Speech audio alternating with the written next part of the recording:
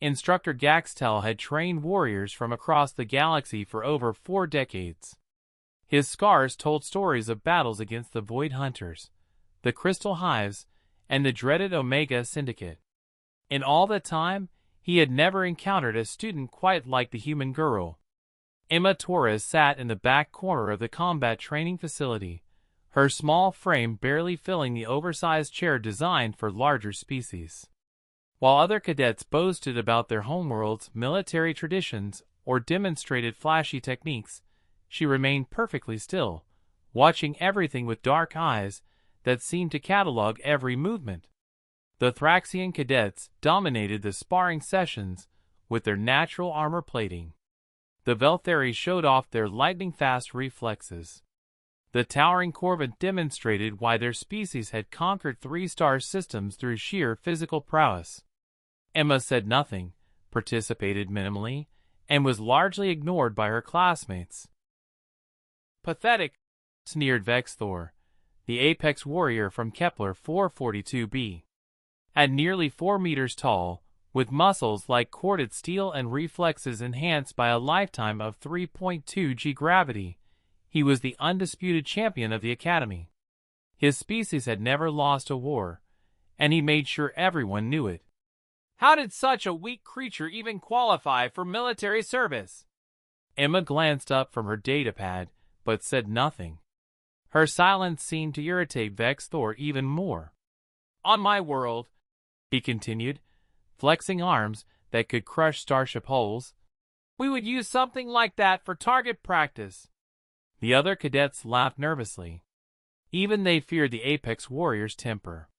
Instructor Gaxtel's mandibles clicked in annoyance. Perhaps Cadet Vexthor would like to demonstrate proper combat technique against our newest recruit? The challenge hung in the air like plasma fire. Vexthor's predatory grin revealed rows of razor-sharp teeth. Gladly, Instructor. I will try not to break the little Death Worlder too badly. Emma closed her datapad and stood up. At barely 1.6 meters, she looked like a child next to the towering alien. The other cadets formed a circle, expecting to witness either a quick surrender or a brutal mauling. Standard combat rules, Gaxtel announced. First to achieve submission or incapacitation wins. Begin when ready. Vexthor cracked his knuckles, each sound like a gunshot. He had fought opponents from dozens of warrior species and had never lost. This would be over in seconds. Emma rolled her shoulders once and settled into a stance so subtle it barely looked like preparation. Her breathing remained steady, her expression unchanged. The apex warrior charged. What happened next would be analyzed in military academies for generations. Vexthor's opening strike, a devastating blow that could shatter reinforced plasteel, met nothing but air. Emma had moved with such economy of motion that she seemed to simply not be where the attack landed. Her counterattack was equally efficient. A precise strike to a nerve cluster behind Vexthor's knee dropped him to one leg. Before he could recover, her elbow found the exact point where his neck armor plates met his skull. The massive warrior's eyes rolled back, and he collapsed like a felled tree. The entire sequence took less than 3 seconds. The training facility fell silent except for Vexthor's unconscious breathing. Emma stepped back and assumed her previous relaxed posture, as if dropping a 4-meter killing machine was just another Tuesday afternoon activity. Medical team to Training Base 7, Instructor Gaxtel called, his voice carefully controlled. He had seen humans fight before, but never with such clinical precision. Cadet Torres, report to my office after class.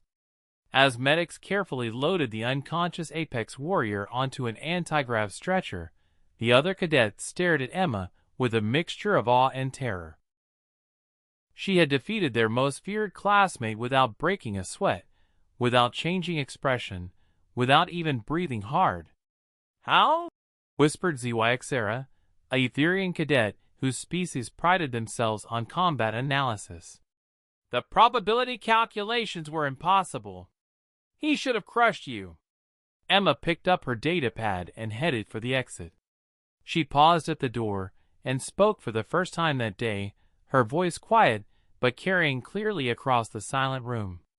On my world, we have a saying, the loudest person in the room is usually the weakest. Her eyes swept across the assembled cadets. Vexthor spent so much time telling everyone how dangerous he was that he forgot to actually be dangerous.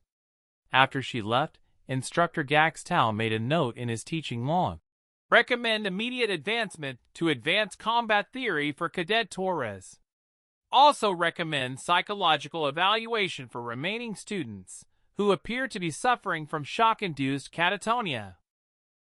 Later that evening, when Vexthor finally regained consciousness in the medical bay, his first words were, "What happened to me?" "You met a human," the medical officer replied simply. The Apex warrior stared at the ceiling for a long time, processing this information. For the first time in his life, he began to understand the difference between being a warrior and being a weapon. Emma Torres, meanwhile, was already reviewing tomorrow's tactical analysis assignments, her expression as calm and unreadable as ever.